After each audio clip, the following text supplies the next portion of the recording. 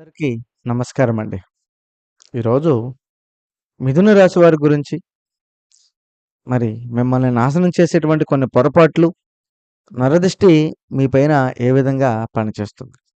ఇవన్నీ కూడా మీకైతే ఈ వీడియోలో చెప్పడం జరుగుతుంది. కాబట్టి మీరు మీ మైండ్‌లో ఒక్కసారిగా క్లారిటీ పెరుగుతుంది ఈ మధ్య. ముందు కన్‌ఫ్యూజన్ ఉండేది. ఇప్పుడు క్లియర్‌గా అనిపిస్తుంది. చిన్న చిన్న అవకాశాలు కూడా ఒక్కసారిగా కనెక్ట్ అవుతున్నాయి. కానీ మీరు మాట్లాడితే వాళ్ళు కూడా వినిపిస్తున్నారా? అయితే ఇది సింపుల్ కాదు. ఇది మీ లైఫ్ గెయిన్ సిగ్నల్ కూడా అని నా ఉద్దేశం.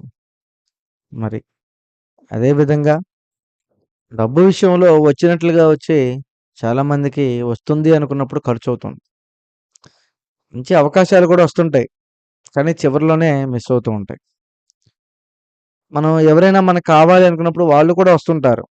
కానీ వాళ్ళు కూడా ఒక్కోసారి అనుకోకుండా దూరం అయిపోయి మనకే సమస్యగా మారుతుంటారు. మీరెప్పుడైనా అనుకున్నారా నేనేం తప్పు చేయలేదే. ఎందుకని నాకు ఈ సమస్యలొస్తున్నాయని? మిత్రమా నువ్వు ఏ తప్పు చేయలా వాస్తవానికి.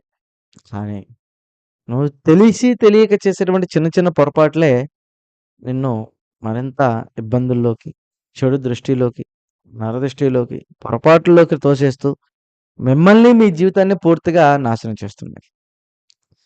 అసలు ముఖ్యంగా నరదృష్టి అంటే ఏమిటి? అనేది ఇప్పుడు మనం చూద్దాం. అసలు మిథున రాశి వారికి నరదిష్టి అనేది ఎలా పనిచేస్తుందంటే చాలా మందికి నరదిష్టి అంటే ఏంటో అర్థం కాదు. ఎవరో చూశారు. అంతే సమస్యొచ్చింది అని అనుకుంటారు. కానీ అసలు నిజం ఏంటంటే నరదిష్టి బయట నుండి మాత్రమే రాదు. మీరు లోపల బలహీనంగా ఉన్నప్పుడు మాత్రమే అది పనిచేస్తుంటుంది.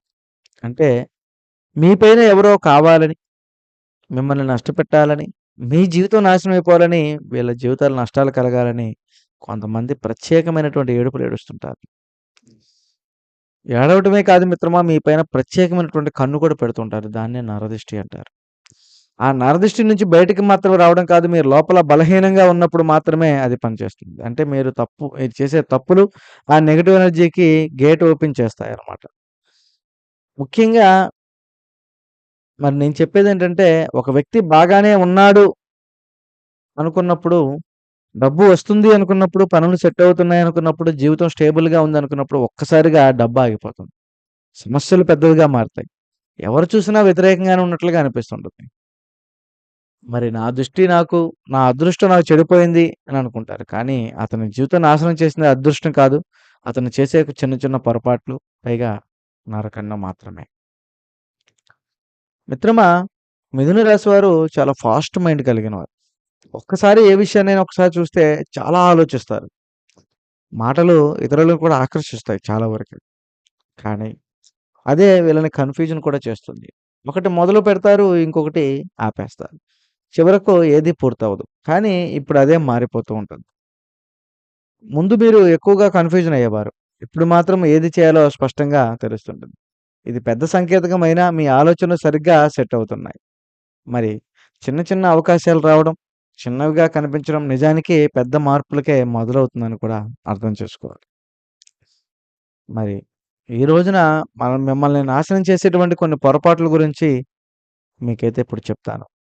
మీరు ఇది గనుక చేస్తుంటే ఇక నుంచైనా ఆ పొరపాట్లు మానుకొని సరైన దారిలో వెళ్ళాలని ఈ వీడియో చెప్పడం జరుగుతుంది. కాబట్టి కొంచెం నిదానంగా, ప్రశాంతంగా కొన్ని పనులు పక్కన పెట్టి వినండి. నాశనం చేసేటువంటి పొరపాట్లు డిఫరెంట్‌గా ఉంటాయన్నమాట. ముఖ్యంగా ఏంటంటే అతి ఆనందం చూపించడం. నవ్వడం కూడా ఒక తప్పేనా అంటే, మీ సంతోషం, సక్సెస్ ఎక్కువగా బయటకి చూపిస్తే అది కొందరిలో అసూయ పెంచుతుంది. నవ్వడం తప్పు కాదు, ఆనందపడడం తప్పు కాదు. కానీ ఎవరితో ఆనందపడుతున్నాం, ఎవరితో ప్రశాంతంగా ఉంటున్నాం అనేదే ముఖ్యం. అసూయ ప్లస్ నరదిష్టి మొదటి స్టెప్ అనమాట. రెండోది ప్రతి ఒక్కరికి మన లైఫ్ గురించి ఎదుటివాడికి చెప్పేయడం. వాస్తవానికి అన్నీ చెప్పకూడదు.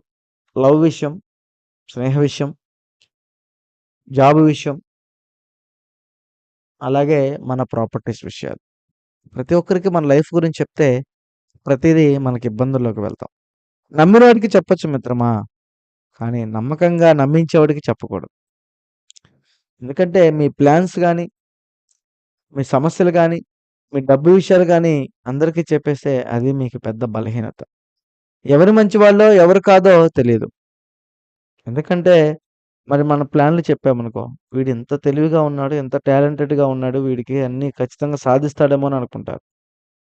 అనుకోవడం మంచిదే గదా! కానీ అది కూడా నరదిష్టియే. మీ సమస్యలు మీకు ఎక్కువగా చెప్తూ ఉంటారు. మరి ఆ సమస్యలు మీరు చాలా జాగ్రత్తగా ఉంచుకోవాలి. మరి మీ డబ్బు విషయాలు అందరికీ చెప్పడం కూడా కరెక్ట్ కాదు. కానీ ఇదే మీ పెద్ద బలహీనత. ఎవరు మంచివాళ్ళో, ఎవరు కాదో తెలియదు. అలాంటి సమయంలోనే మనం అందరిని నమ్మడం కూడా కరెక్ట్ అయిన పద్ధతి కాదు. సో, ప్రతి ఒక్కరికి మన లైఫ్ గురించి ఎప్పుడూ చెప్పుకోకూడదు. అది రెండో పాయింట్. మరి మీరే నెగెటివ్‌గా ఆలోచించుకోవడం. మనల్ని మనమే నెగెటివ్‌గా ఆలోచిస్తాం. నా అదృష్టం బాలేదు. నాకెందుకిలా జరుగుతుంది? నా ఆలోచనలే నన్నిలా చేస్తున్నాయి. నన్నెవరూ పట్టించుకోరు.